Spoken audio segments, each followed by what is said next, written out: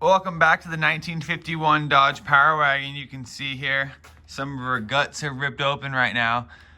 In the previous episodes, I've showed you guys we got all new brakes, all new tires, we got a new wheel, we got a bed. So we are looking really good on this thing. Besides this flathead engine here, we're gonna go ahead today and try to diagnose some more problems. I showed you guys in previous episodes, we had a stuck valve on the 12th valve and a stuck valve on the 1st, which was giving us 0 PSI in compression on the 1st and 6th cylinders. But today, hopefully, we're gonna work on the seats a little bit of these and hopefully get our PSI for all of them up to around 80 if we can. And then we'll see again if we can get this thing started.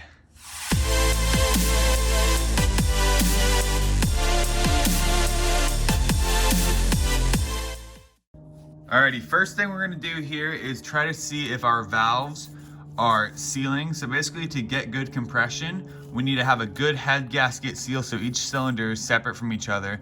We need to have good compression rings on our pistons, which we really can't do much about. If those are bad, it's going to a machine shop. But on these valves, we can kind of fix it ourselves. So we want to make sure when this valve goes down, it has a tight seal with the top of the engine block here. And obviously there's no like rubber or anything, but it's just kind of making sure the metal, when it goes down, it's compressed by the spring and that it's getting a good airtight seal so no air is leaking through. First thing we want to do here is get both of these to the top, and that's how we'll see. Okay, so that one is pretty much at the top there, right? So now we're gonna pour some gasoline around here and see if it leaks through into our holes down here. First thing I'm gonna do here before we get started is I'm gonna put a strip of duct tape across the side here so we make sure no gas ends up leaking just down the side and confusing us. First, we're going to be testing cylinder number 3 here, so we'll make sure we get both these holes nice and dry just so we can really tell if gas leaks through. I'm also going to plug one of these holes here with my finger just so it doesn't run out there. And we're basically, when we pour this on here, we're just going to be looking for it running down into the hole there.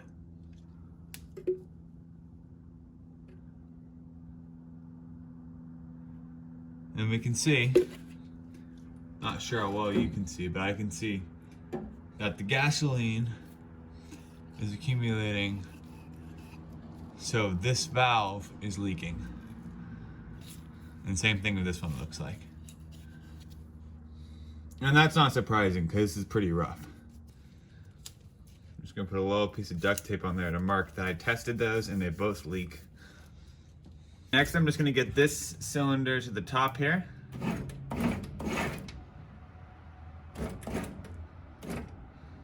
Okay, so now both of those valves should be closed. I'm also gonna need to put a barrier between here because both of these exhaust valves share this same port, and we just wanna know for these two. So I'm just gonna put some tape here. And I'll be kind of careful to make sure no gas goes on this side. We're gonna, again, test the intake valve here and the exhaust valve.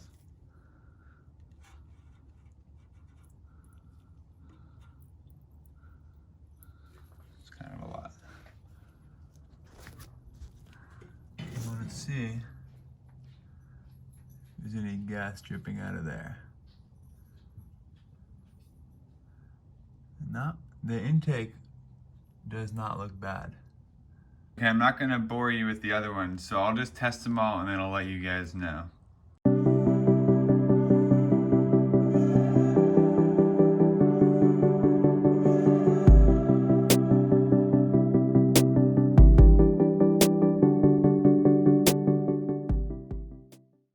First thing is I definitely don't recommend using gasoline just because it smells bad, and I spilled some, so I had to clean it all up with soap and water. It does not smell good, but it is a good solvent, but I'm sure there's other solvents you could use. So basically, the valves that do not have duct tape on them are the ones that did not leak. So basically all of them leaked. So I think I'm just gonna go ahead and try to lap them all if I can get them all out, just because it's gonna be a safer bet, because they're probably not great if all the other ones are bad. In order to lap the valves, which is basically kind of grinding the seat and the top of the valve together so they kind of sit more flush together. Usually you just compress the springs and then you pull out the little keepers and then you pull out the valve and then you use a little suction cup and you grind it.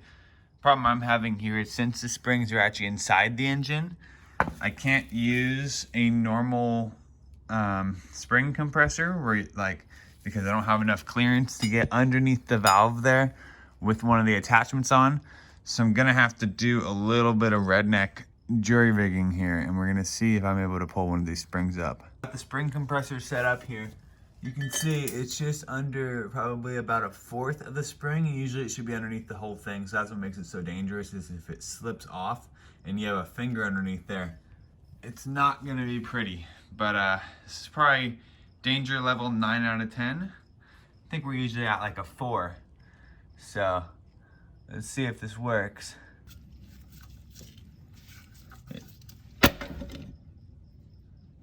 Okay, so it just slipped off. If I had a finger underneath there, that would have been really bad news. I really wish I knew how to weld, because all I need is like a fork-like thing just to go all the way underneath the spring, and I could just weld it on the front of here.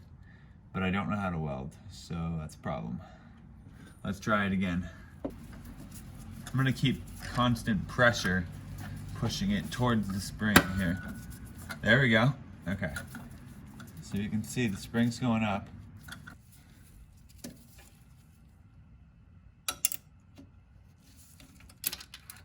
Okay. I got one of the keepers, as you can see.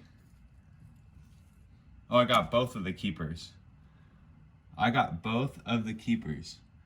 So now, I think I'm gonna let this clamp back out and I should be able to pull out the valve. This is definitely my first time doing this, if you guys can't tell. Let this thing back down. It is definitely this valve. Look at that. And now, oh, actually the duct tape works well. I didn't even think of that. Hey, we just pulled the valve out. Go ahead and put the valve in a plastic bag and label it, because it's important that we keep every valve with its right hole. And especially once we do the grinding, it's really important that they stay in the right hole, because every single one is going to be uniquely grinded to its hole.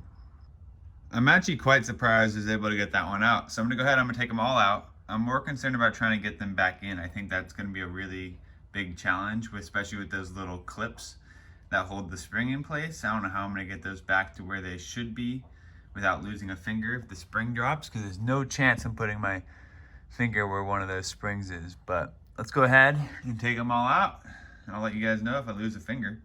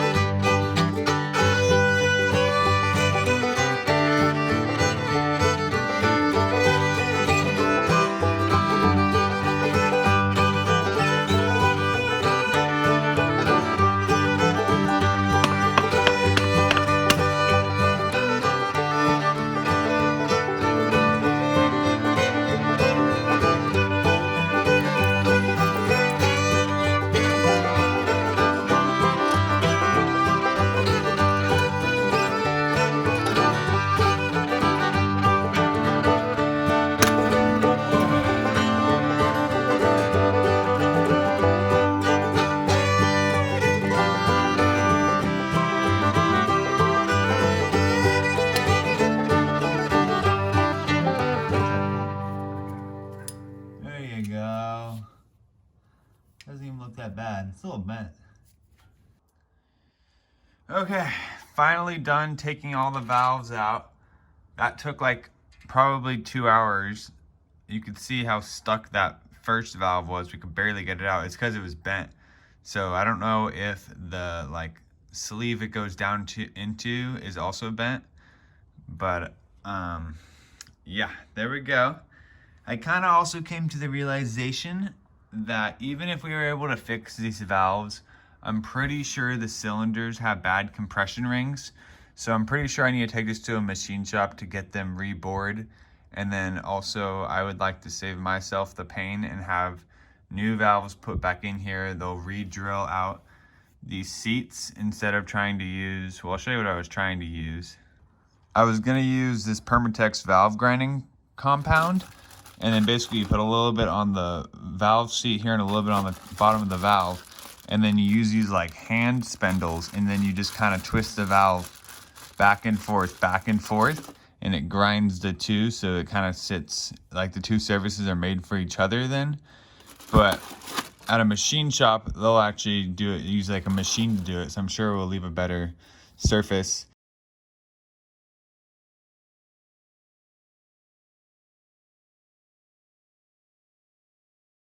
And we also have some other problems, like when we first tried this thing, we couldn't get the fuel pump to work. I'm sure the water pump needs some work.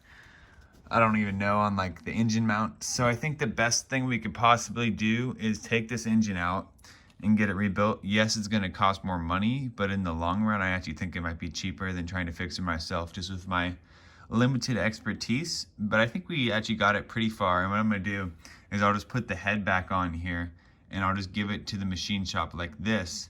So, I mean, all the valves are already out for them, and I labeled them in bags. So, even though they're not gonna be reusing those and putting new valves, but I think I'm kind of at the end of my ability here. And I think I'd rather have it done the right way, like with all the right tools, and have a really good running, reliable engine for a couple $1,000s more. So that's my personal decision. Sorry if you don't like that. I tried. I mean, maybe if I dumped another 20 hours into this, I could get it running, but I honestly don't even have 20 hours. So I think I'm just gonna go ahead and do it through the machine shop.